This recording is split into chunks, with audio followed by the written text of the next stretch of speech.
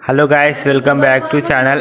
Operation Valentine movie అయితే వచ్చేసింది అనమాట. వ్యాలంటైన్స్ డే రోజు ఆపరేషన్ వ్యాలంటైన్స్ డే మూవీ అయితే రిలీజ్ చేయాలి, కానీ వాళ్ళకు ప్రీ ప్రొడక్షన్ వాల్యూస్ అన్నీ కొన్ని తగ్గినాయి అనమాట, గ్రాఫిక్స్ అండ్ డిజైన్స్.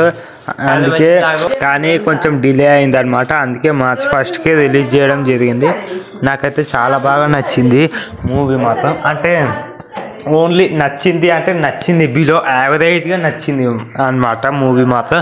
ఈ మూవీ ఫైటర్ మూవీ ఉంది కదా, ఫైటర్ మూవీ చూసిన వాళ్ళు ఈ మూవీని స్కిప్ చేయొచ్చు. ఇంకొక మాట, ఫైటర్ మూవీలో ఏవైతే సీన్స్ ఉంటాయో ప్రతి ఒక్కటి జిరాక్స్ అని చెప్పుకోవచ్చు. దాంట్లో కాపీ ఉన్నది ఇందులో పేస్ట్ చేసేదేమో, కానీ అంటే దానికి కాపీ కొట్టారని అయితే మనం చెప్పలేము. ఎందుకంటే ఆ సినిమాకి ఈ సినిమాకి డిఫరెన్స్ నెల రోజులే అనమాట. అప్పుడప్పుడనే షూటింగ్ స్టార్ట్ చేసి అప్పుడే రీమేక్ చేయాలంటే అన్నీ వాళ్ళు కాపీ చేయాలన్నమాట. వీళ్ళకి కూడా కొన్ని కాన్సెప్ట్ చేయడం జరిగింది. కానీ వరుణ్ తేజ్ గారు ఏమన్నారంటే 40 కోట్ల బడ్జెట్లో ఇంత మంచి అవుట్పుట్ ఇవ్వడం నాకు చాలా గ్రేట్ అని చెప్పడం జరిగింది. కానీ నాకైతే అలా ఏమీ అనిపించలేదు.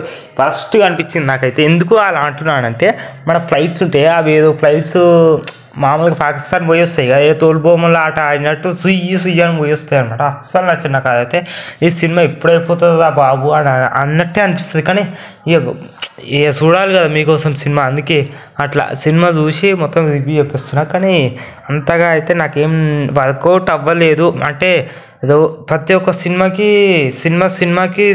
గ్యాప్ వస్తుంది, యాక్టింగ్ కూడా తగ్గిపోతుంది, అంతా అయిపోతుంది. వరుణ్ తేజ్ పని అయిపోతుంది. ఇక కొత్త కాన్సెప్ట్ తోటి వస్తే మంచిగా ఆదరిస్తారు. ఇక ఏందో ఏమో, ఇక చూద్దాం మళ్ళీ నెక్స్ట్ ఏమవుతుందో ఏమో. నాకైతే బిలో యావరేజ్, నాకైతే నచ్చలేదని చెప్పుకోవచ్చు. మీకు నచ్చితే మీరు వెళ్ళొచ్చు. ఫైటర్ మూవీ చూస్తే ఓటీటీలో ఒక థియేటర్లో చూస్తే ఈ మూవీని ఇది చూడకుండా సరే, కానీ ఒకవేళ ఆ సినిమా చూడకపోతే ఈ సినిమా చూడొచ్చు. ఇక మీ ఇష్టం, మీకే ఇష్యూ పెడుతున్నాయి ఈ సినిమా. ఒకనా లైక్ చేయాలి, subscribe to my channel, please do share.